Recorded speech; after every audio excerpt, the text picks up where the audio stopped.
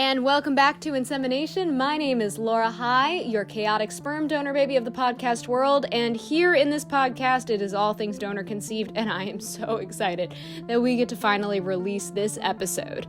This interview is with Victoria and her mother, Marilee. Victoria, you may have recently read her story through CNN or have seen it broadcasted on CNN. Victoria is the very first donor-conceived person to come forward as a victim of accidental incest, and both her and her mother are victims of fertility fraud. We recorded this episode in October, and then it got put on hold in terms of publishing due to the fact that CNN came into the picture. So we've been waiting a long time to produce this episode, but please know that since it was recorded in October, lots of things have happened since this episode was originally recorded, so please keep that in the back of your minds as you are listening to it. But I am so excited that we finally get to release it. A little bit of housekeeping before we get to the episode. I have a lot of awesome shows coming up. I will be in California coming up this week, starting Thursday. I've got shows Friday, Saturday, and Sunday. All tickets are available on my website. I will also be headlining in Washington, D.C. at the D.C. Comedy Loft April 7th. And if you haven't, please like, follow, comment, review, that's the word I was looking for, review the podcast. Please follow me on all social media platforms, at Laura High 5 everywhere. But let's not waste any more time. Let's get to the episode. Well, welcome to the podcast, Victoria and Marilee. I'm so excited for my first 3-person live interview. Thank you for taking the time to coming here. How are you all feeling today? Good. Good. Yeah. Thank you for having us. We're good. Thank you. And I really want to make this very, very clear before we start this episode. The fact that you all are willing to come forward and talk about what has happened to both of you and what you are doing and the stances that you are taking, our community owes both of you such a debt for your honesty and your vulnerability and your strength. And thank you for coming here, because the way that we change this industry is by sharing all of these very, very horrific things. And I just want to say thank you. And we're going to just kind of start at the beginning and slowly unfold as we go through. But I just wanted to let you all know, just thank you. And thank you for letting us get this out there. Oh my God, absolutely. This needs to happen. Well, I guess we start with the fact that, so Marilee, you are Victoria's lovely mother. Mm-hmm. And you all live in Connecticut. Yes. And may I ask what year you started seeking fertility treatment? Victoria is my 5th child. I had 5 pregnancies. Oh my goodness. 3 miscarriages. So my son was the 2nd and Victoria is the 5th. They were all inseminated with donors. And my son was born in 1977, so I would think probably about 1975 I started. Wow. And continued, through my son's giving birth to my son, and then 3 miscarriages after that, and then giving birth to Victoria in 1985. Are we comfortable stating what clinic that you went to? Is that because right now I know that you all are in the middle of litigation? Are we not at that place where we can right now? We can. Yeah, it's Metabolic Associates, who when I started with them, they were in Yale New Haven Hospital. That's where I went for the treatments. Mm-hmm. And how was for you when you first started treatments? How did the doctors in the clinic treat you? And how did that experience feel to you? I felt comfortable. Okay. I felt confident. Yale New Haven is the best hospital in the country, or one of the best. So I trusted them completely. And The doctor, I trusted his clinic. Yeah. I assumed it was affiliated with Yale. I saw him initially. My husband and I saw him initially, and they explained the procedure. Told us that they'd be using residents as donors anonymously, that I would never know who they were. And they said they would try and pick out characteristics of my husband: brown hair, brown eyes, tall, short. They did the same thing with my parents. Like, my parents didn't pick my donor as well, and they said, like, we're going to just match the donor to, like, my dad as best they could. Yep. Right. And I assume, like, we were never given a donor number or a donor profile. I'm assuming you didn't get. No. Yeah. No. Yeah, that was absolutely anonymous. Yeah. And how, if I may ask, like, how many, in terms of, like, trying to conceive Victoria, this was like 5 years in trying to conceive Victoria. Well, yeah, all in all. All in all, Between all the pregnancies and the miscarriages, and she was the last. And I think my parents started, like, right as the tail end as you were, and it's, you know, kind of going back and hearing, like, what a lot of the recipient parents were going through. Like, it was all still so, like, experimental. Yeah. And it wasn't something that was out there. It wasn't something that we talked about to anybody. Oh, yeah. Like it is today. I mean, it was, you know, you kept it secret. You didn't tell people. Did the doctor instruct you not to tell Victoria that No. she's doing? They didn't. Okay. No, that was my husband's and my choice. And my son was a donor child too. But he has, he doesn't have the same biological father. Okay. So you conceive Victoria. And so now you now have 3 children that are donor conceived? I have one that's donor conceived. One that's donor, apologies. The rest were miscarriages. The rest from, okay. Two donor conceived. Me and Ron. Well, you. Yeah. Well, Two right, donor conceived. The rest were miscarriages. The rest, okay. Yeah, so yeah. we have 2 donor conceived, so we have 2 donor conceived 5. children. And then, so we are sort of like moving through life. Does anything happen? Are there any, I would say, moments in your life where you start to wonder about the donor, or maybe are you suspicious at all that maybe the doctor may have had some foul play, or is that, like, just not? No, absolutely not. I think in my mind, because it was something that wasn't, you didn't tell anybody, you kept it a secret, in my mind, I kind of washed it out. Yeah. That my husband was their father. And that's how he felt too. I think that's common. I never thought of them as donor children. Yeah. They were my children, and their father was my husband. Now, Victoria, as a kid, did you anything for you, like, did you feel, because it's very common for donor conceived people to, like, sense that something is off and not be able to, like, pin it? Was that something you experienced? Yeah, I go back to when I say, like, I think my father and I have the same hands, because I always thought it was so weird. I didn't look anything like my brother. I didn't look anything like my father. I thought that we looked very much alike, but I felt I didn't look anything like them. And yeah, I would joke. I'd be like, well, at least we kind of have the same hands. It was weird. So when I did ultimately found out, I was obviously shocked, but there was that part of me that was like, oh, this almost makes sense. It was weird. How old were you when you found out? So I found out in January 2020. Okay, so this is still very recent. Yeah. Yes. And how old were you when? I don't mean to age out you. I don't even. So I'm 38 now. This was 2020, 36. So yeah. And how did you find out? So 23andMe. So 20. yes. Did your mom know that you were taking a 23andMe test? That's a fun yeah. story. You want to tell that? Oh Yeah. You tell that. That's funny.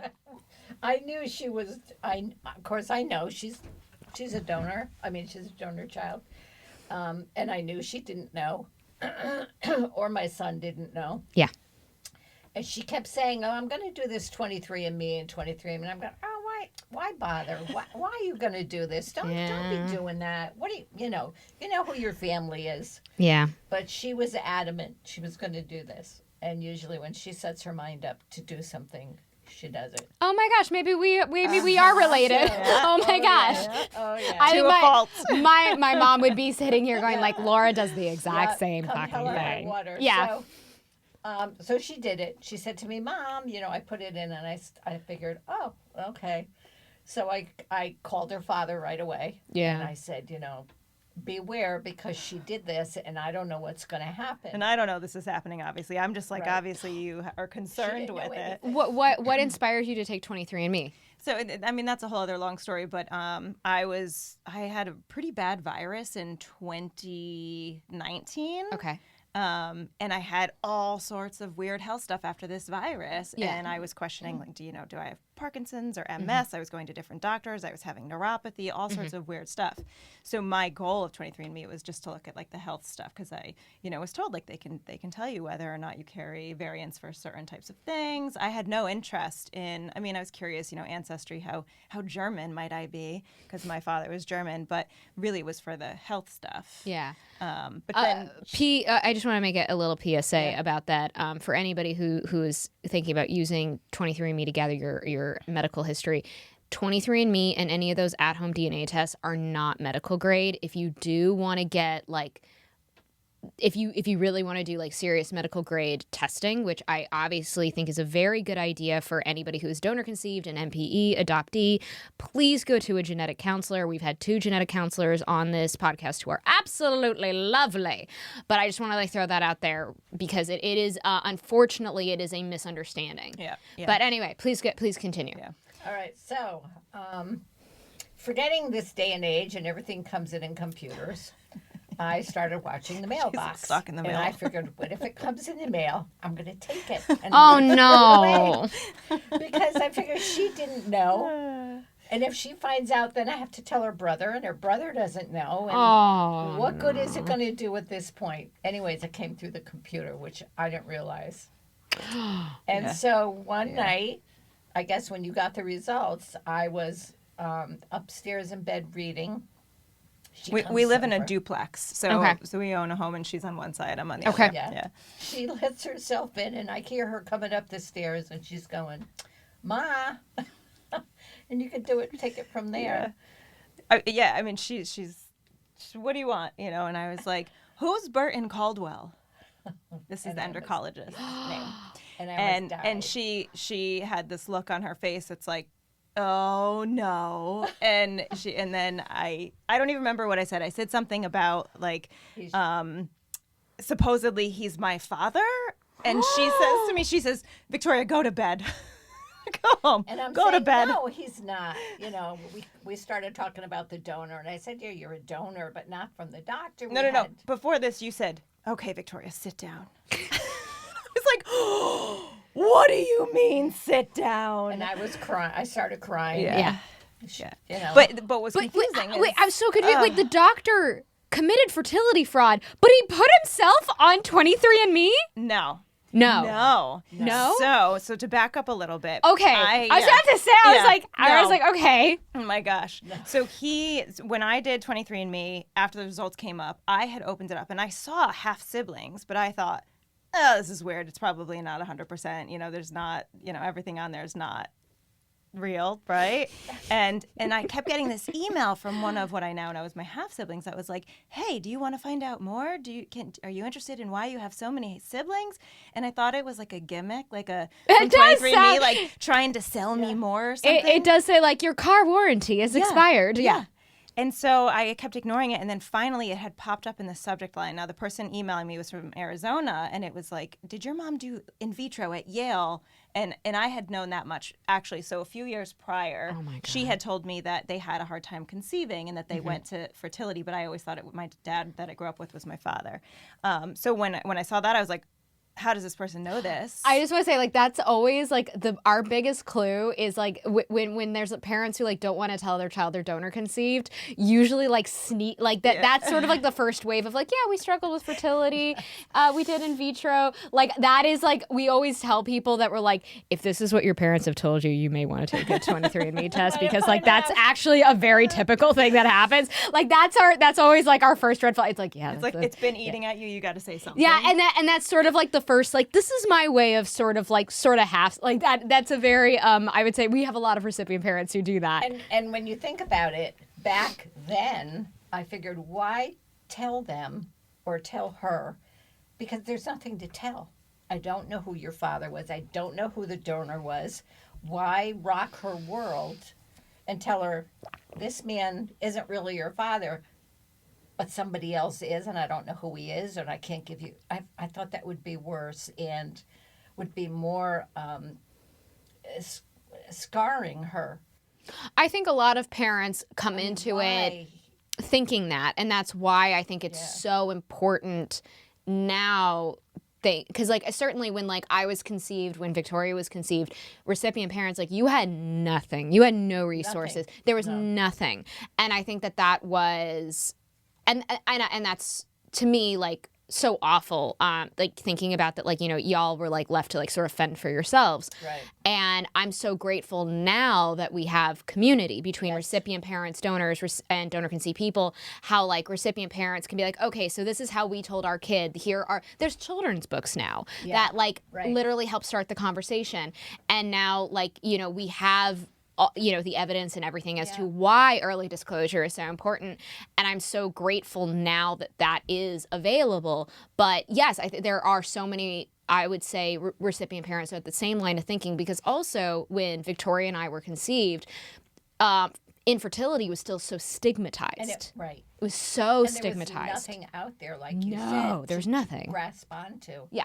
So, I assumed instead of rocking their world, they go through high school. So when do you tell them? When they're in high school, which is a roller coaster ride for them anyways. Do you wait till they're in college? Do you wait till they had? So it was just saying, well, nobody will ever know until he's 23. My mom always is like, she was like, we would have never, she was like, we didn't see 23andMe and Ancestry coming. Like, you told us that was going to exist. We could have never imagined that existed, that technology. But okay, so you have all these siblings messaging you. Yes. And so at the time, I think I was 8. I think I was 8 or 9, actually. And it was like, okay, whoa. And then obviously she was shocked. I mean, she obviously knew I was donor conceived, but she didn't know that Burton could be the donor. And so then we were able to at least share in that a little bit, I think, sort of. And yeah. So then, of course, the natural next step is to drive to his house. Right? Of course. Right? Wait, is that what you all did? You drove to his house?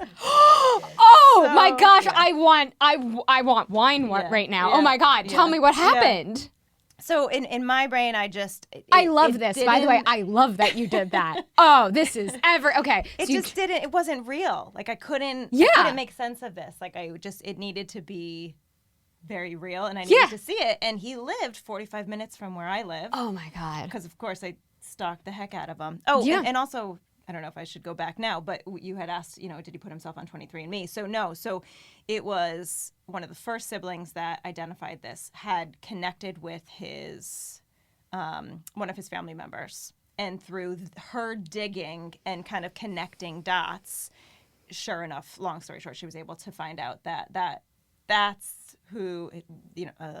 How many siblings do you have now? So there's 25 as of right now that I know of. Okay. Just through 23andMe and Ancestry.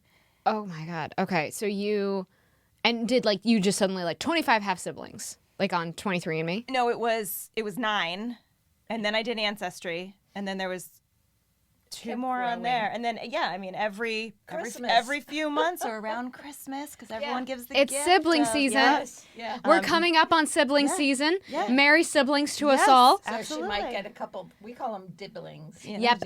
Oh yeah. So there might be more. Yep. I don't know. There might be more. We've had 5 in the last 2 months. 5 in the last 2 months. Oh my God. Yep. That's a lot. Yep. That's a lot for 2 months. And it's bizarre, the feeling. I was actually talking to one of the other donor-conceived people at the protest that we did, and we were kind of saying, like, what do we actually feel? Like, you get this pop-up that you have a new half-sibling, and there's, like, a small part of you that's like, cool. And then you're, like, immediately, like, engulfed with just, like, dread and just, oh, my God, there's more. And how many more? Because, again, you know, We have no idea. She was working with Burton from 75 to 85, and my youngest half-sibling was born in 87, and my oldest half-sibling was born in 74. So Oh my this God. doctor was doing this for 10 plus years that we know of. That we know of. Yeah. So, but I gotta know what happened. So yeah. you drove to his house. Yes. So I drive to his house, and you know, I was working. I had a half day. I got out. I like driving along, and I was actually telling one of my half siblings, I'm just gonna go drive by. I just want to see what his house looks like. I just want to see. And he lives in one of the wealthier areas in Connecticut, and so I go by. Oh, And they're all wealthy. sure enough, he's got a long driveway, Mm-hmm. and I'm like, I can't really see his house. I'm gonna go down the driveway. Mm-hmm. So then I go down the driveway, and I'm sitting there, and I'm like, I guess the door's right there. I mean, I could just knock. I don't know what I would. Little knock. And at this point, you know, I had researched the heck out of him. Again, this was my way of coping. Yeah. Oh no, I'm right there with you. So I knew his wife's name, Mm-hmm. and I knew his name, and I knock on the door, and no one comes, and I'm about to leave, and sure enough, the door opens, and I would imagine it's his wife. So I said, "Are you?" You know, and I said her name. And she looked at me like I was some weirdo knocking her door, as she should have. Well, because like no one knocks on doors anymore. Yes, right. And so, She does. oh my gosh. I love that. And you know, like I'm laughing right now and smiling, but it Wasn't funny. It wasn't Yeah. funny. No, No, it really I know. wasn't. No, I can hear the trauma. It's all I know right now we're in a trauma response space. Yeah. So she, you know, I said, I don't even know what I said at first. Just words fell out of my mouth, and she like basically started to close the door on me. And then I said, I mean, did you tell her? Like, were you like, "Hey, I'm here because I think your husband's my dad"? I think I said your husband worked with my mom for a few years I don't even know, trying to conceive.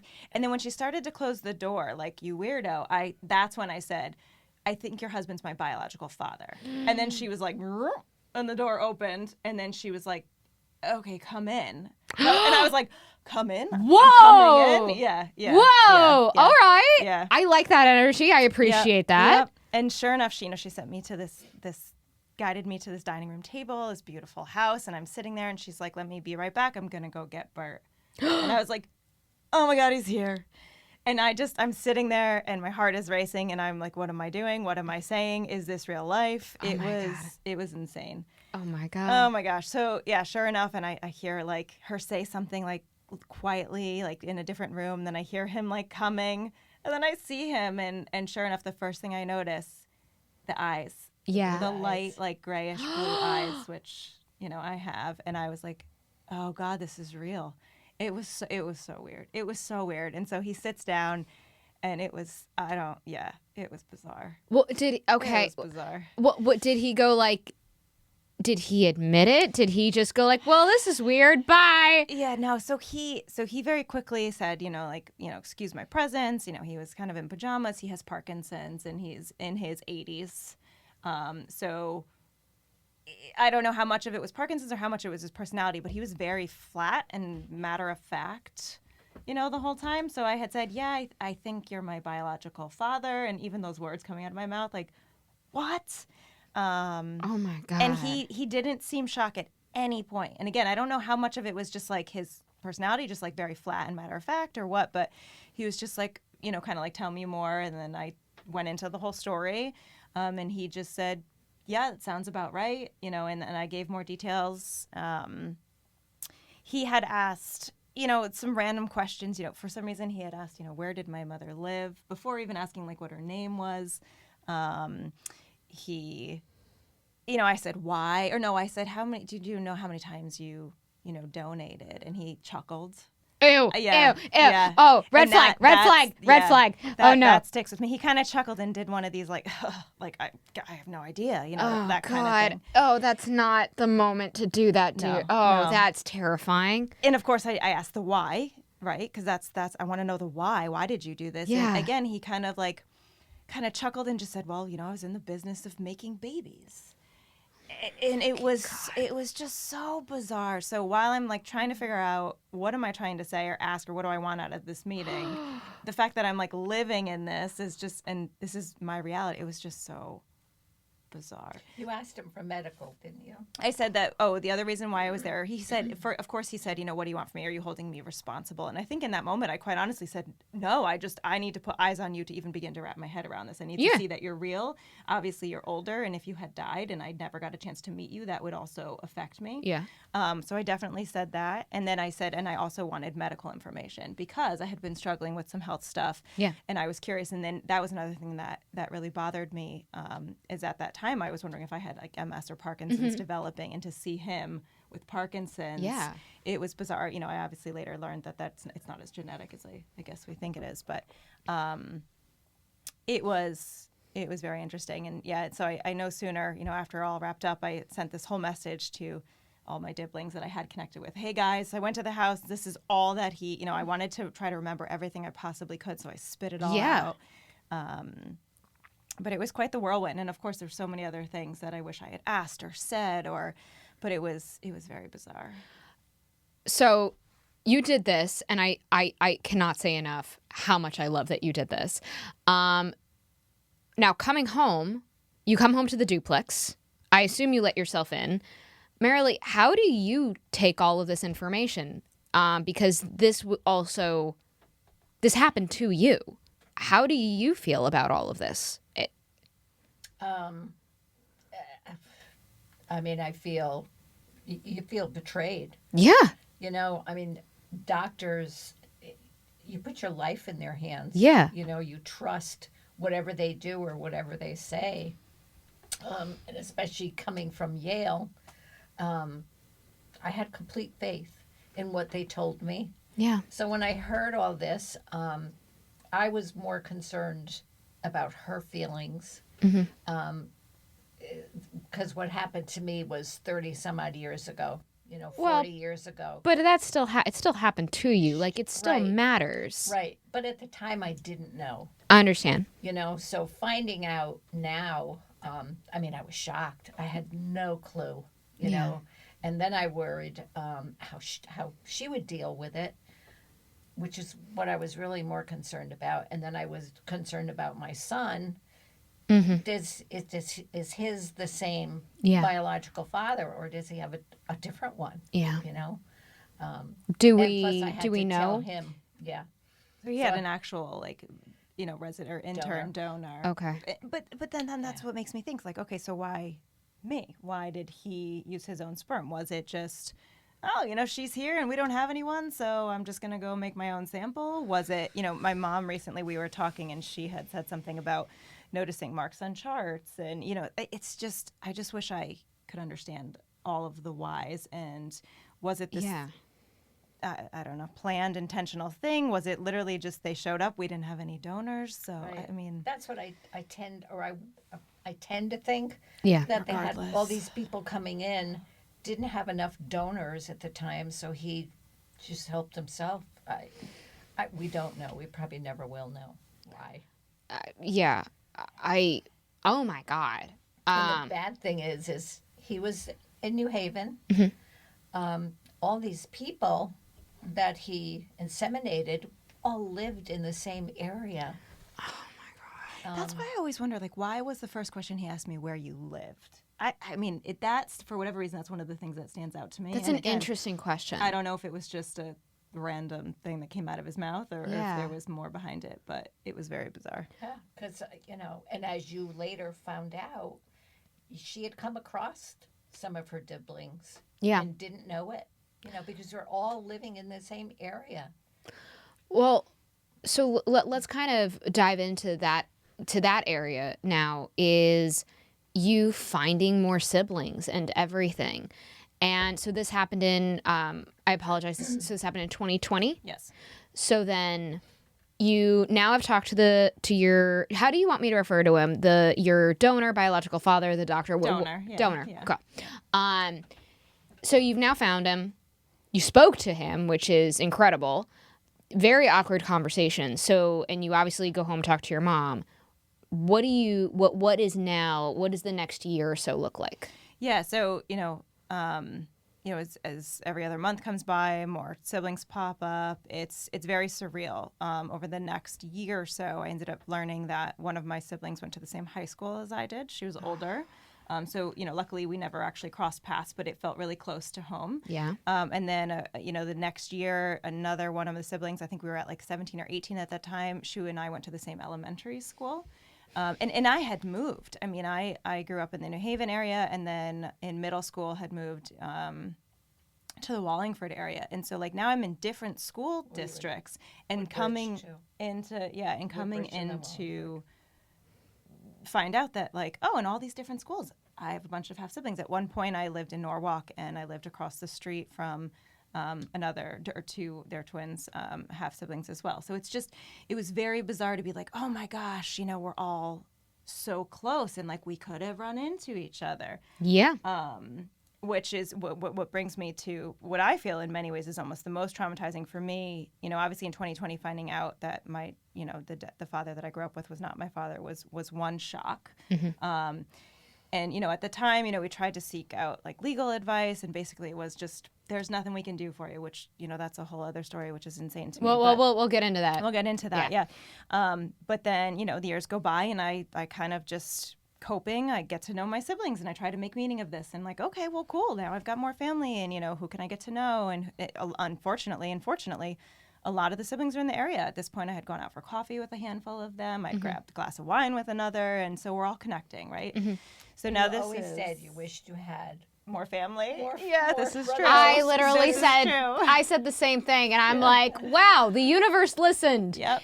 Thanks. Yep. In a very weird little twisted way. Yep. And I'm like, all right. Yeah. Or actually, on the flip side, feeling like I never looked like anyone. So many of our really? So many of us look so much alike. It's kind of spooky. Oh my goodness. So now more than just the hands. More than just the hands. All right. So then this brings me to the part that was the most difficult for me. So fast forward. So we're in May 2020. My friends were doing a 20-year high school reunion, or not 2020, 2023. Sorry, May 2023. We're doing a 20th high school reunion. And so just this past May. This past May. So I'm very excited to see a bunch of my high school friends. Yeah. I mean, some of them I still kind of keep in touch with, and a lot of us still live close, but obviously we all have busy lives. So just the excuse to all finally get together. Yeah.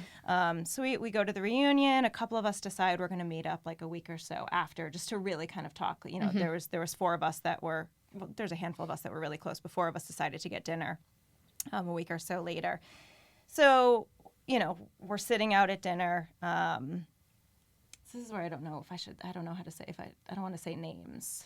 No. I tell you what, let's, should we just give him a fake name? Yeah. Or we can say, why don't you? Or how about, I'll try to avoid names, I guess, at all. We just say your high school boyfriend. Okay. Yeah. So, all right. So anyway, so we go out to dinner, and it's, two of my best friends, a female and male, and then my actual high school boyfriend. We were really close in middle school when I moved to Wallingford, and then later on, we dated. And so the four of us are getting together, and we're just sharing old stories. And so, how long did you date your high school boyfriend for? So for 2 years, so junior year, senior year, and then we ultimately split up before college. We were going to different colleges, and life was just taking us different ways. Yeah. So the female friend of mine from high school knew about the story with Burton, and I hadn't told the other two because I hadn't seen him in a bit. And she says, oh my gosh, you've got to tell them, what you learned about your father and the donor and all that stuff. And I was like, oh my gosh, guys, because, I'm not going to lie, it's kind of it's fun. I guess to tell the story and see people's reactions, because it's so absurd. It is absurd. It's an absolutely crazy story. So I'm thinking that this is going to be the highlight of our evening, of course, right? So I'm telling the story, and I'm also looking to just like share and cope, because it's still affecting me. Yeah, of course. So I tell the story, and so my high school boyfriend that was there, he's a twin, so his brother was also part of our friend group, wasn't there for dinner that night, but we were all very close. So he says to me, oh my gosh, Victoria, my mother told me a couple years ago the reason why my brother and I are twins is because they went to go get fertility treatment. They were having a hard time. His father, who unfortunately had passed, was having a hard time they were having a hard time conceiving, and they did fertility treatment. So I'm stumbling on my words now because it's just like going back and reliving this. Take your time. A thing. So of course, as soon as he says that, my first thought is like, this was 1985, and I was born in January. He was born in February, same day, January 5th, February 5th. I mean, I was just, what are the chances that there's another in vitro clinic or a fertility clinic? It's got to be the same one, right? So I say to him, I'm like, oh my God, you got to call your mom. Where did they do their fertility treatment? And he's just like, no way. And so our other two friends are like jaws on the table, like, this isn't happening. What? There's no way. And we're all kind of laughing, but like, even now I'm just like getting goosebumps just retelling the story because it was so ridiculous that I'm sitting here having this conversation, even contemplating the thought that like, dude, could my high school boyfriend be my brother? Like, are you kidding me? Yeah. And what? So, we continue on with the night, and I think the whole vibe changed, obviously. Yeah. And so we leave there, and he calls me on the way home, and he says, basically his mom confirmed that it was Yale Fertility Clinic, and the doctor's name that she went to was Burton Caldwell. Okay. So now I'm sure at this moment you are, it's kind of like that, that Jaws like film where it like zooms in and out at the same time. I cannot, like, what was that feeling for you? It was like, and we had talked about this later on, it was almost like we could share in what I'm going to throw up feels like. At the same time, we're both just like, oh my God, this isn't really happening. And such disbelief. So then we immediately start saying, there's just no way. Because, he also actually used like actual interns. My brother was an actual, there's just no way we don't look anything alike. And then I start thinking about his brother. So they're fraternal twins. And I immediately like, oh my God, I look just like his brother. So then I had it in my head that maybe, just maybe, his brother was actually my brother, but he wasn't. Maybe that's how it happened. They mixed the sperm, because that's another thing, we've heard from other parents that they were told that they mixed the sperm.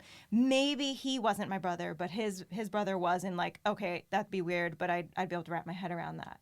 So I was kind of hanging on to that thought, to be honest. We do whatever we can to cope. That's what we do. I went back and I was looking at She was pictures. freaking out. I was obsessing about pictures, and I'm like, I'm doing the side by sides, Yep. and I'm like, there's just no way.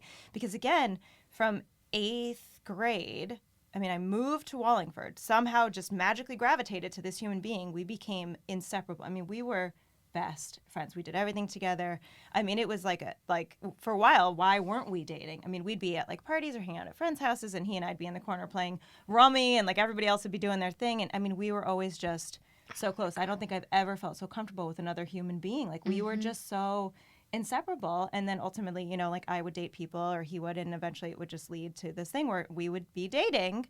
And then thankfully, obviously, we went to different colleges because sure enough, so this was in May, he did the 23andMe, and I'm in the car driving up to a family vacation, and I get a text from him that says, "You are my sister." And he sent me the screenshot of the 23andMe that confirms it. And he said, I'm going away right now, but, when I get back, we really need to talk through what all this means and how we make sense of this, basically. Yeah. And it was just insane. Like, just what? It's still, just think about it now. Again, this was a few months ago. I mean, this is like still so new for you. Yeah. I'm assuming you are still you discovered this in May 2023. Yeah. I'm assuming we are still dealing with waves of trauma and emotion. Yeah. Like even talking about it now, like I kind of just want to throw up. It's just so bizarre, because again, it was traumatizing in 2020 to learn all of this, but then as we learn about more siblings, and so that's one level of stress, and then oh my gosh, I have come into similar circles with others, and there's more stress, and then it's like no, and I'm just gonna say it, I mean, I dated and slept with my half brother. I mean, this is it's a cruel joke. It's ridiculous that this is a thing. I mean, and his his brother as well, part of our friend group. I mean, we've spent so much time together. I mean, quite honestly, he knows me better than the brother I grew up with. I mean, he knows me more than probably a lot of the people that I'm close with. So, and then this is the other element that I've been thinking about too lately is I've almost been robbed the opportunity to then get to know him as a brother, because I'll never look at him as a brother. I mean, he's always going to be my ex-boyfriend or my best friend for so many ways. And so now to then try to like flip the switch and be like, oh no, just kidding, you're actually my half brother, and if we want to have a relationship moving forward, that's what that's going to look like. It's impossible. It's impossible. Yeah, that was the worst, I think. That and it's still, I mean, I find myself obsessing over pictures. I mean, I think I've sent 20 million pictures to you because I don't know why. No, but I would do the... I can't. I would do the same thing, and it's... The thing about it, like, and I was thinking about this before you came over, there's there's no resources. There's no guidebook for this. Yeah. There's nothing like, oh, okay, yeah, no, your doctor switched out the donor sperm for his own, and you found out that you dated your half sibling. Absolutely. Here's a book that can help you through it. We have therapists on staff who are totally going to be able, who are trained in this. No worries. Yeah. There's no resources, even in our community. And I was thinking, that's... I cannot even begin to imagine the emotional journey that you are on. Yeah, it's sad because even now, like he's somebody that we would have coped through this together, and like we really can't even do that. So we met up and had drinks alone for about an hour or so, and then some of our friends and his brother joined us later on since finding all this information out, so we could talk about it all in person.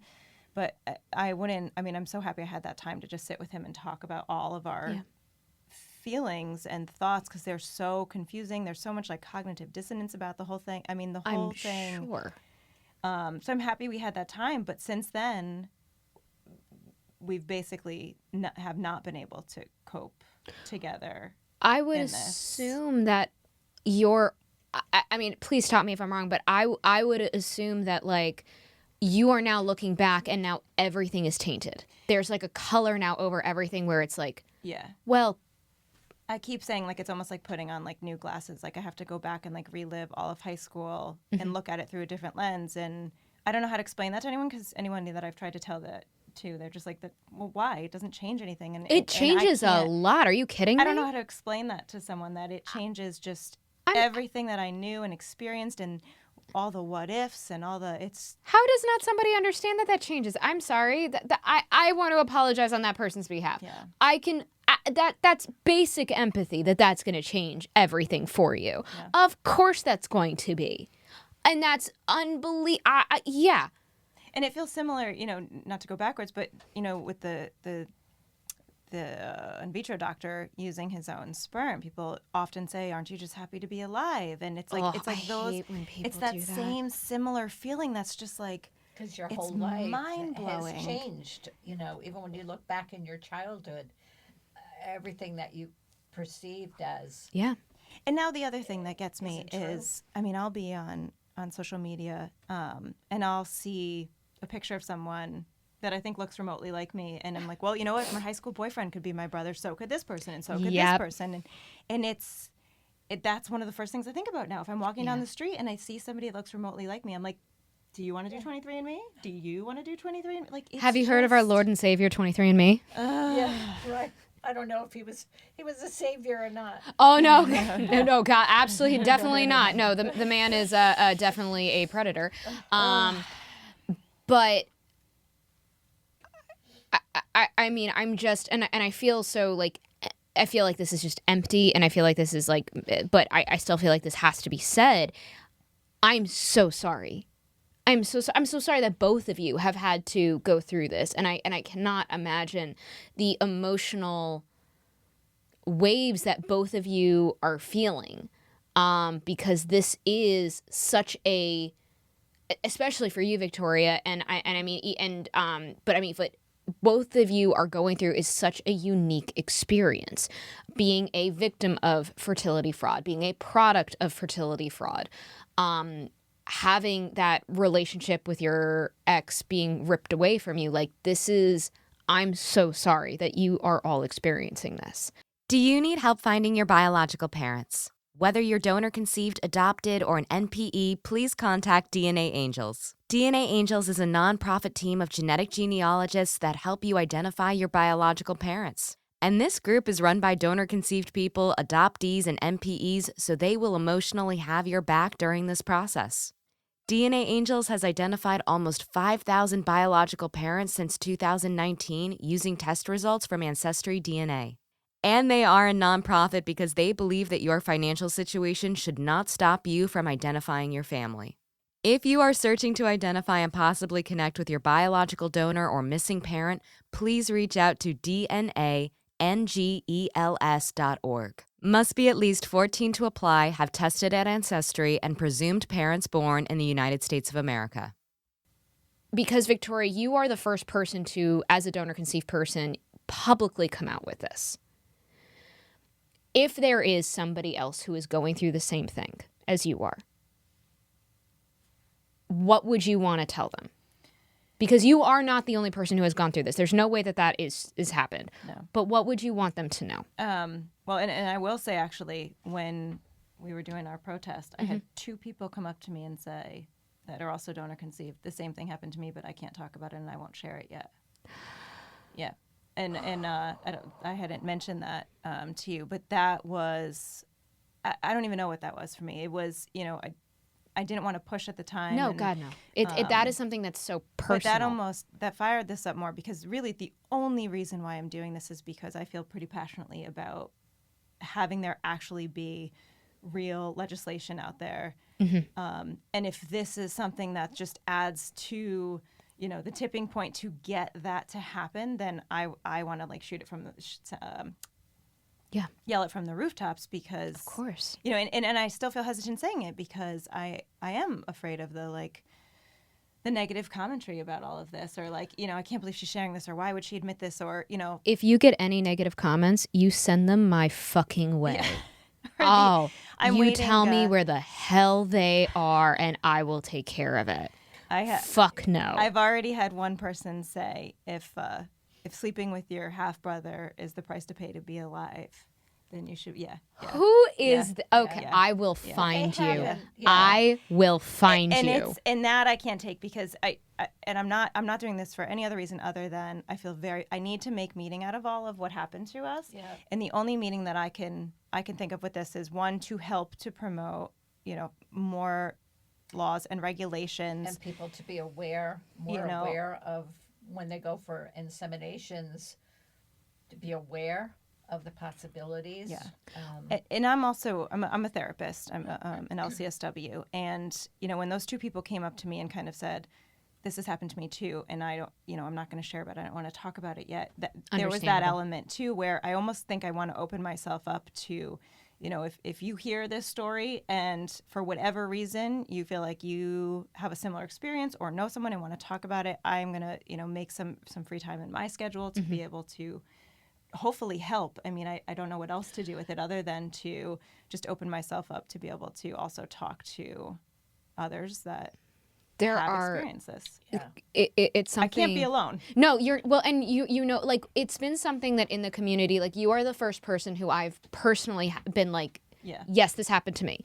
Everybody else, so far, I've heard whispers, and people are like, oh, no, it has happened, but they do not want to come forward in any way. Yeah.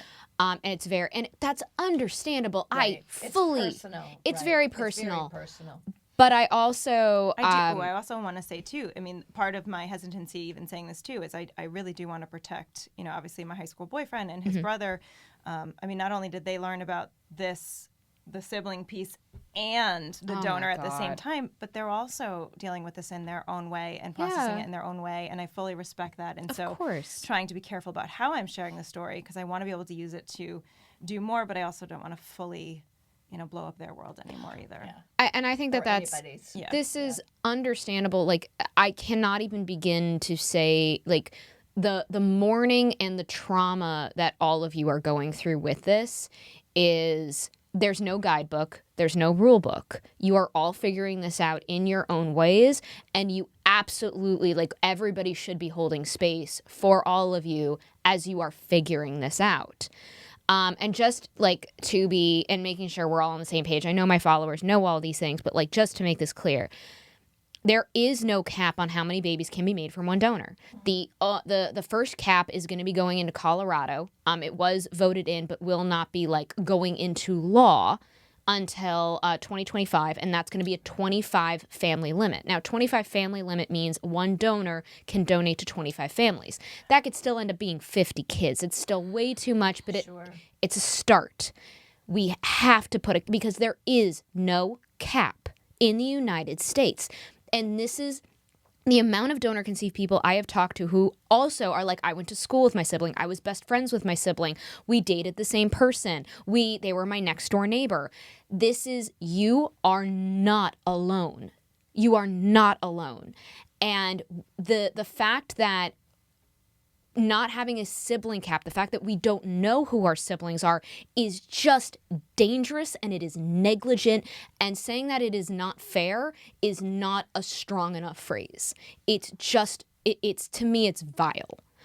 And last year at ASRM, I was talking to a fertility doctor, and she asked me, she was like, well, what kind of like advocacy, like, do you want, like, what kind of things? And I was like, well, I'm ready with my like little list. And I'm like, well, like, let's see a sibling cap.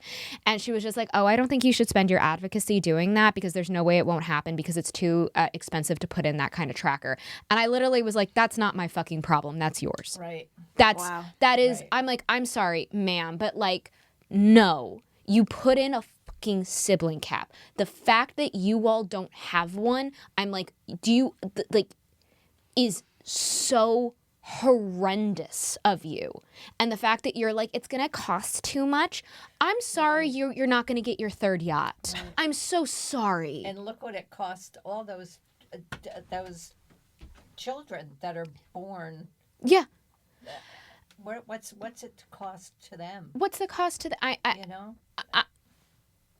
what's the cost exactly? Yeah. I go back to the phrase that the people, not products. Like, it just makes you feel very much like I'm not a mouse pad, for fuck's sake. I'm a sentient human being. Yeah. And also, I mean, like, not to mention the fact, like, if I had a relationship, married, have children with like my half brother unknowingly, it's like, do you understand, like, the impact that that's going to have on my children, my grandchildren? I mean, like, the impact that it has on society. I think about my children, I'm going to DNA test everybody that they date. Of course. Yeah, you have to. At the very least marry. I mean, because you don't know. I know. I mean, in our pod alone, I think my children have over 50 first cousins, and all somewhat local. I mean, it's just, someone said, recently, this is like a human race issue. It very much is. Yeah, and then you pair it with the fact, so, like, we don't know our siblings. And I want to be clear, this isn't about, like, making, like, you have to have friendships with all of your siblings. It's just, no, you don't have to. Whatever you want is fine. Whatever the donor-conceived person is fine. But we have to know who our siblings are. We have that right to know who they are. And we have the right to have an option to be able to have a relationship if we do want that. Yeah. But the fact that, like, we don't even know, we're going in fully blind, and it's like the fertility industry, it's like, how many of us you made. The amount of pods I've spoken to who are over 100 siblings each. Yeah, I know, it's horrendous. Over 100 And it's usually all in the same area. Absolutely. So the odds of them meeting up or becoming friends or even marrying it's very high. Very high. As Victoria said, with your ex-boyfriend, there was something that you were drawn to this person. Yeah. There was so much in common. Yeah. I wonder why. Yeah. And it's really just it's basically forcing all donor-conceived people into a game of Russian roulette. Absolutely. So we have the sibling pod issue. We also not having identifying who your siblings are, and then we have the fertility fraud issue. So now you guys have started you are starting litigation. And what has that process been of, like, going to lawyers and being like, I would like to do something? What has happened? I mean, for the most part, dead end, for us, only because we found out in 2020. And anything that actually exists right now has a statute of limitations of 2 years. So I found it in 2020 when I went to lawyers then. It was, there's no precedence, there's no law, there's no statute ran nothing. out. Yeah. Yeah. And now our statute has run out. But what I don't understand is with every new sibling, with every new connection, with finding out I was my boyfriend from high school, I mean, does that not start a new Well, does it? Statute of limitations. But doesn't it, like, because he just discovered, so now he's now under the clock for statute of limitations. Yes. So could he do something? Yes, and even that though, it's what, breach of contract. Yeah. That's it. I mean, What are you gonna get? there's not much. Right. So the other thing that I'm really trying to dive into is, I've spoken to, I've been in 2 meetings in Connecticut right now with a few legislators, with our town reps, and so we're trying to get the ball rolling to get a bill introduced into Connecticut at the very least. Because there's been multiple doctors who have been caught doing fertility fraud in Connecticut. 5 in Connecticut. 5 in Connecticut. Have any of them faced any kind of like legal justice? Anything? No. Nope. You can't get them on assault. You can't get them on battery. You can't get them on rape. You can't get them on what? What are you going to get them on? Fraud? This is I mean, like, the answer is like, I know these things, but every time I hear them, it's still this like it's like watching the end of like Romeo and Juliet. You just really like, come on guys, come on, wake up, and it's just like, and I every time it's like, I can't believe it. I have to say though, the people that I have spoke to, my town reps, one of my siblings, she's also in Connecticut, so her town reps, we've had these meetings and they have been, I have to say, awesome. That's great. They are listening to us. They are hearing us. They great. are equally appalled at the fact Good. that there's been nothing done. Good. So Thank God. I am hopeful, and if anyone that's listening is from Connecticut, please send emails to your local reps. I mean, Should it be all local representatives, or is there specific representatives they should be sending? I think as of right now, just all. I know that there's a few meetings that are about to be happening. We're talking about having 3 separate public hearings, one judicially, one, public health, and then another for insurance purposes. So if anybody does live in Connecticut, or you have friends who live in Connecticut, family who lives in Connecticut, please send them this podcast. Yeah. But tell them they need to email or call their local legislatures, yes, please, your local representatives, and tell them that we need to see fertility fraud legislation passed in Connecticut. That there have been 5 doctors. 5. I think Connecticut has the most, if I'm not mistaken. I'm not sure, but that's it. Very easily. I mean, I think recently too. I mean, there was a case in 2005. I mean, remember. So there's obviously there's the federal legislation that hopefully goes through, but in the meantime, at the very least, if at least the states can start doing something. Well, and it will federally will pass more easily if more states are already passed as well. Yeah. That makes the transition much easier. Right. And as getting something federally passed takes longer, at least we can get some kind of protection for everybody who are in these states. But let's also let's piggyback off of that and talk about the federal fertility fraud legislation. So the federal fertility fraud legislation criminalizes fertility fraud. Criminalizes it, which is so needed, and it gives a 10-year statute of limitation, which is we know is you need that for fertility fraud to be able to build a case, because as siblings come in, sometimes that can take a while. Right.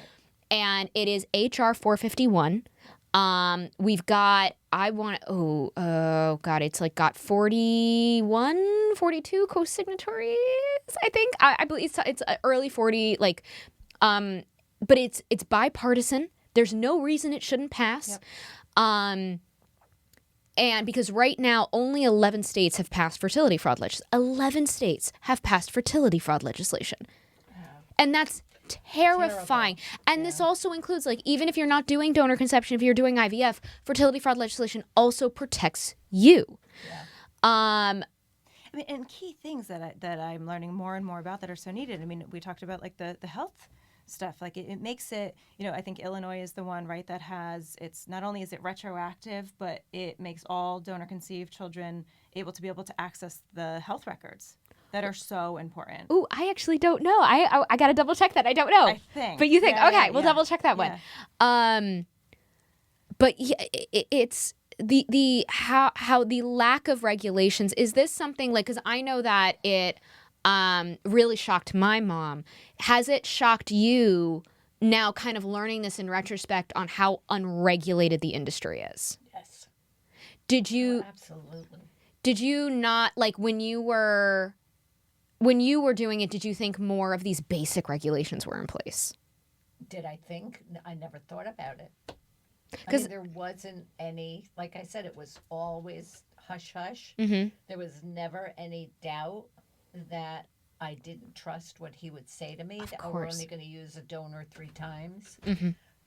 I never doubted it. 3 times. Oh, he they said. Oh, he said 3 times. Yeah. So he said there was like a 3-sibling cap. Right. Oh, Oh my God, That's what he told me. that's what he told you. Yeah, I mean, they all say Yeah. that. They all say that there's, but oh my gosh, and it's So never thought of there should be a regulation there.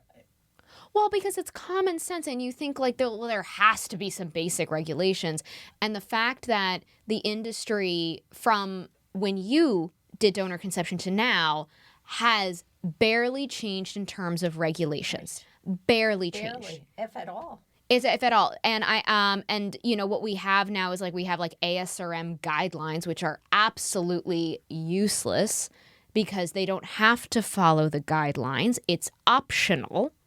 And they won't. And they won't. Why? They won't. Why would they? Why would they? Right. There's no, like, why would they? And it's always something that like all the industry professionals like, well, we have these guidelines, and I'm like, and what good have they done? Right. you know, it was shocking at the convention. There was a handful of people that would come out from inside, doctors included, that were also, wait, these regulations aren't in place, or wait, Yes. this isn't a thing. Yeah. What? Yeah. They didn't even know. They don't even know. They don't even know. Well, the amount of doctors, actually what really surprised me was the amount of doctors who had never seen our father, who didn't even know about it. And we had to like sit and explain it. And I'm like, dude, our father should be like basic required reading for you all. And the fact that I'm like, this is a massive hole within your industry. And the fact that you're all like la-di-da about it. Right. I'm like, do you, and I'm like, okay, let's even go down this rabbit hole. Let's say you're a good doctor and you would never do this. What about your partner? What about the receptionist? What about the lab tech? What about all these people who work in your clinic or cryobank? Yeah. I'm like, you have to have in the regulations and the protections from everybody. You can't vouch for every single person in your clinic or cryobank. I'm like, I don't care that you're a good person. And that was a conversation I had with somebody who owned a clinic because one of the ASRM guidelines for egg donations is egg donors should only donate for 6 cycles. And that's it. And this doctor I was talking to was very strict about it. She was like, oh yeah, no, 6 cycles, that's it. And I'm like, yeah, but like, what about your other nurses? Like, what about them? And she was like, well, you know, it's an ASRM guideline. And I'm like, well, I spoke to another egg donor who went to a different clinic, not yours. And when she was alone with one of the nurses, because she was asking, like, how many times am I allowed to donate eggs? And she was just like, oh, well, like 6 times. But like, honestly, if you go to another clinic, just don't tell them you donated eggs. They can't tell. And just like, you can continue donating. Yeah. And you could see that, because I was on the Zoom with the doctor, and you could see her face melt. And she was like, oh my God. And I'm like, yeah. You need to make sure none of your nurses are also doing these things as well, because you're not the only one there. It could be anyone switching out samples, anyone putting their sperm into a vial. That's scary. And it drives me bonkers. And so many more people do, you know, fertility treatment now. I mean, I have family members, I have friends that are doing it, and I don't think any of them questioned until they heard my story. I wonder if something weird could happen, like just something out of the norm. I mean, nobody even questions it, and the fact that it still is, it just seems But you so. would think that if you were in that business, you know, you want to call it a business. Oh, it's a business. It's very much a business. Fertility business, that you're going to look at the angles from all the way around. Yeah. I mean, I would think that you would have to safeguard what you're doing and check everything out and make sure everybody's following. Well, you're looking at it from an incredibly compassionate, empathetic, and point of view. what the problem is, and I think that you touched on it so much before, where there was like no information, we didn't talk about it, is the fertility industry has been moving in secrecy for decades. This total anonymity and actually the stigma of fertility has really helped them out because no one talked about it. No one talked. And they've been thriving on that, so that even the doctors are not really even educated. The amount of doctors who have never even spoken to a donor-conceived person, because why would they? They're not even pushed to do that. And this is why it is so important for all of us to be openly talking about it. It's why it's like I'm unbelievably so grateful that you all are coming forward and you're being public. And it, it's not to pressure anybody who's not emotionally ready for that, but it is why we need more people coming forward. Look at the impact our father, that Jacoba had with our father. Look at the fact that she came forward and did that, the impact that had, the fact that Eve Wiley with Fertility Fraud, how she put herself forward, the impact that she had. The fact that Laura Gunner, who lost her son Stephen, who was donor conceived, the fact that she and her husband are publicly coming forward and talking about it, the impact that had. Even one story can impact everything. Right. And that's why it's always like, we just need. We have to get it out. We got to get it out there. Get it out there. And the more we do it, I think the more maybe we can put an end to it or stop it, or get it well regulated. Because nobody's regulated something. It just needs to be. None of us at the protest were calling for the end of donor conception. We just wanted it safe and ethical, because what happened to you two should never. Yeah. The fact that it happened to you two was too much. And we know that you two are not singular. Right.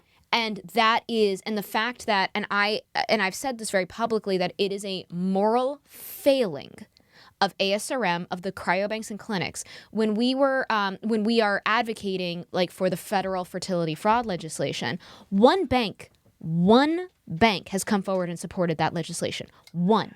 That's it. Not ASRM, not a single other bank, not a single clinic, not a doctor has come forward and supported the federal fertility fraud legislation. They have stayed silent. Only one bank has come forward, and that bank is Fairfax.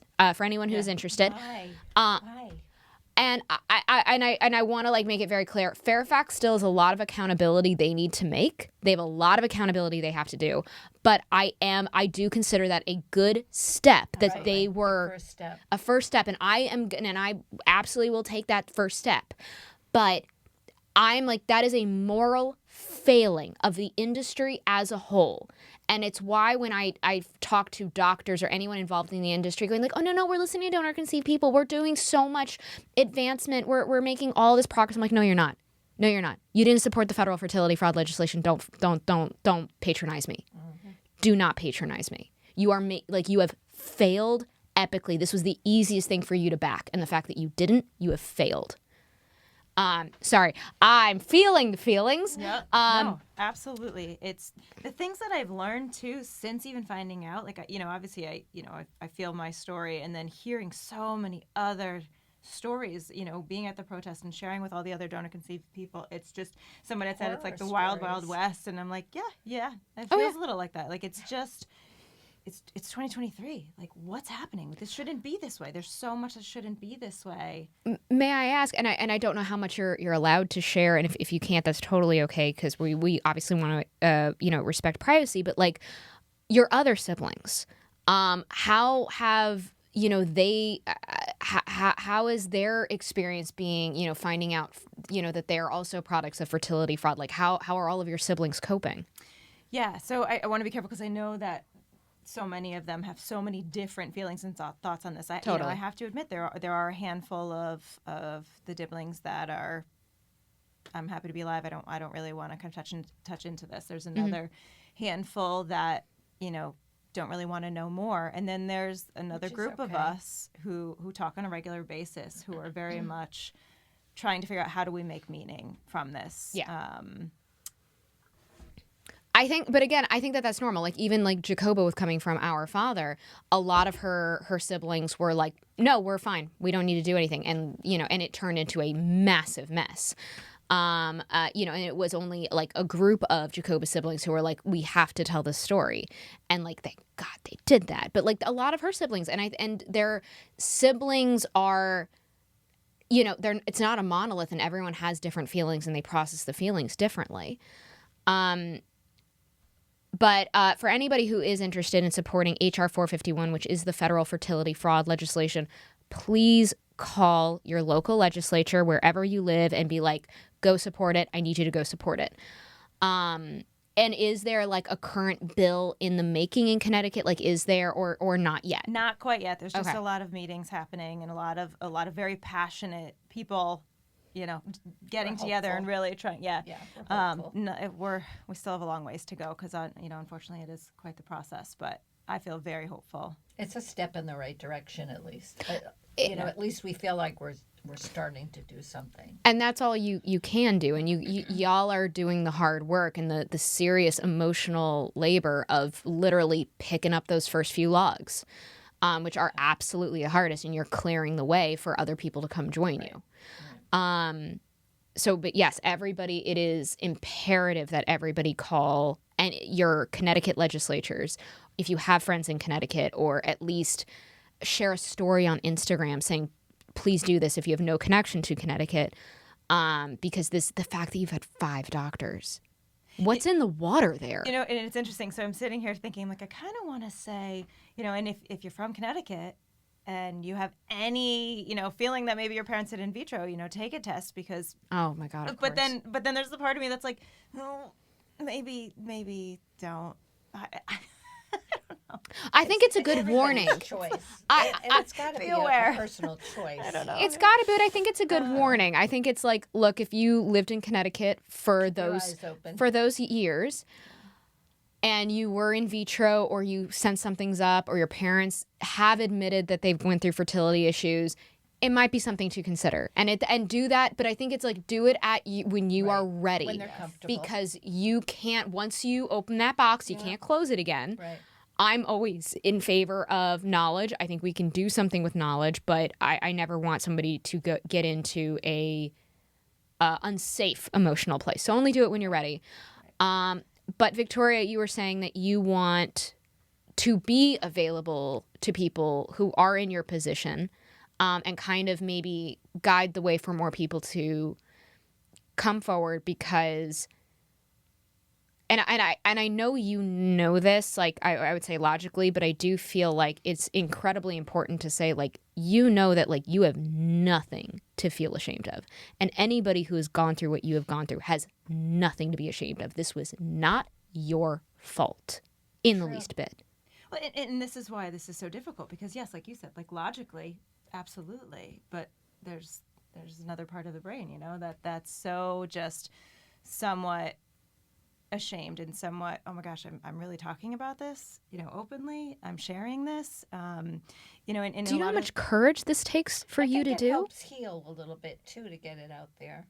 Yeah, and I don't even know when you say courage, or we say things like we owe you a debt. I don't actually feel that. I get it. It's more just, I have to do something with this. And we want to help other people. And, also coming from being a therapist, I hope that someone hears this, and if they want to reach out, like I said earlier, and just talk about it, because it's just so confusing, and just kind of going back to this idea, I am happy to be alive. I'm happy I'm here. You're happy you're able to have children. It's a very weird and at dichotomy. the same time, Yeah. it's just gross. Yeah. It's just that. And so, the one thing that a lot of the other donor-conceived people that I've talked to, we share in this, and that support group has actually been incredibly helpful to be like, what are we even feeling? Like, I feel like we need to come up with a new feeling term, because it's just so confusing and it's so back and forth. And even a lot of my, half siblings that we talk to, even the ones, some of them that initially were just, leave the doctor alone, leave Yellow alone, we're just happy to be alive. They've even come around like, no, after the dust has settled, 2 things can exist at the same time. We can be very grateful that in vitro is a thing that happens and creates life, and that we're alive, and still be so disgusted by the negligence that has happened. And so, so of I would course. love if anybody wants to connect, from a supportive space. I love that I've been able to have the donor conceived people as a support group. So if there's more out there, as this is this was needless harm. There was no reason this should have happened to you. Yeah. This should not have happened to either of you. Anybody. This should not happen to anybody. And this is so easy to stop. This is so easy to stop. We don't need to do this. This is not just a horrible, unfortunate situation of life. We can easily stop this. Right. Easily do this. Yep. Do you have any, I know this has been a very, very heavy episode, but like, do you have any final thoughts? Is there anything that like I haven't asked either of you that you're like, oh, this is a really important part of the story that I just didn't ask? And it's okay if there isn't. I don't think so. No, I just, my donor is still alive, and I know there's other siblings that are, trying to, bring cases. Mm-hmm. Bring cases, is that how you say it? I don't fucking know. Dude, I'm a stand-up comic. I don't fucking upload this shit as we go along. So I know that there's a process happening right now, Yeah. and so my donor is still alive, and at some point they're hoping to hopefully depose him, which would be really interesting. And I don't know how this fits into any of this, but I would love to just have the opportunity to look at him and just say, I slept with my brother because of you. And just to see what his response would be. And quite honestly, it would probably be like oh yeah, I guess that could happen. Like I feel like it would just be this very matter-of-fact thing, but what I would give to just be able to, if there's any way that he can hear this or, or get back to him, just so you know, the thing did happen. Yeah. Yeah. That's it. No, he absolutely should face responsibility. He should have to have some accountability. There has to be some kind of consequence, because obviously what happened to you, all the other parents, and all the other donor conceived children from your pod is absolutely horrible. But I do think that specifically what happened to like you and your brother is like, no. You need to look this in the face, and you did this. This is your fault. And I want that for you. That is my holiday wish. That is my that is what I want. I don't know how we can make this happen, but Make-A-Wish Foundation, I know this ain't your thing, but we should get behind this one. How do I GoFundMe this? Maybe we should mail him this segment and let him hear I feel it. like maybe we could have a what? So every year I send him a Christmas card. Just as a reminder, in case you were wondering. I feel like we can have a parade. I got my new sperm costume. I feel like we have a little parade that's right in front of his house, and we're just all singing songs. Or we can disguise ourselves as like Christmas carolers and go knock at the door, and then you and your brother pop and go, hey, guess what? Yeah, I almost want to go back and be like, it's not that I want to look at him and say I slept with my brother. I want to look at him and just say, like, my brother was my boyfriend. I don't know how to phrase it. I got to work on how I'm saying this. Edit this out. As long as we're holding up a stereo playing Sweet Home Alabama, I think we can get the message across. Yeah. Oh boy. Oh my It's god. funny, but it's not funny. It's not funny. It's not funny. No, I mean it's my personal how I deal with tragedy is and with trauma is I have to. That's my coping mechanism. I apologize for anyone who it is not, but that is how my little warped brain works, because this is What else do you do? what the fuck else do we do? Yeah. But what you all are actively doing is what you do. And I think I'm gonna call it and say that this has been enough emotional labor for the day. I think this is it. I know you all have a drive back. I can pour you some like wine to go cups that you can have like when you get home. Like when you get home, not while driving. When you get home. When you get home, but like I do feel like I should like leave you with like a favor bag or something, or like I got M&Ms. You got M&Ms. Yes, we do. We had our Halloween candy out. But I know that you're not able to accept and hear this yet, But just if there is a small part of either of your brains that can hear this, seriously, thank you. Thank you. Thank you. And thank you for getting Yes. all of this and all the other episodes that you've done and everything, all the stories out there. I To mean, get everything out for the public to hear and yeah. Knowledge is power. We gotta let, Yeah. because this is almost anybody who hears these kinds of stories goes like, oh my God, this is horrible. What do I do? And I think it's basic. It's just we have to get the stories out there. And I do believe that so many of even when we were at our protest, when we were talking about the regulations that we wanted, we were like, we want a sibling cap, we want verifying medical history. Most of the doctors and physicians were like, oh, that's easy. Yeah, no, that makes sense to us. Like, none of them were like, we were asking for basic stuff. there was two doctors from Germany that came out and was just like, oh, we got all this going on. You guys don't have Germany this? is better regulated than us. Yeah. No. If they I can also do it, want we can do to it. point out so afterwards, we had gone to one of your shows in New Orleans, and the fact that like everyone in that room, with the exception of two people, were donor conceived Or or tied to the allies, community, and, yeah. you're saying your jokes because again, what else do? We gotta laugh. We gotta fucking laugh. I just want to thank you for that, because that feeling of just like support and understanding with a little bit of humor was probably the best medicine I've had in a long time for all of this. So thank you for that. And you've got to put a little humor in it. You have to. Thank you. It was for anyone who we had I think it was like 45 audience members, and I in the beginning of the show, because like I knew like almost all of the people were donor conceived, but I was like I wasn't 100% sure, and so like I was like, all right, clap if you're donor conceived or like tied to the community, and like almost everybody I clapped. And I was like, all right, clap if you have no idea what the fuck I just said. And there were just two people like, and I was like, guys, we got new ones, let's go. And it was like, and I spent like, And it probably related to us. and I was like, well, just letting you know, take a DNA test. We can all say why. Oh my God. But that was Okay. it was cathartic, and I did sleep for like 3 days after that whole thing when I came home, because I was just like, fuck this, I'm out. I'm done. Fried. Oh, fried. But thank you again for coming on. Thank you. Let's get this legislation passed. It's the least that I think that we can do as a society to support you and help you through this healing and this trauma. So let's get it done, everybody. Thanks. Thank you. Yep. Thank you. Thank you.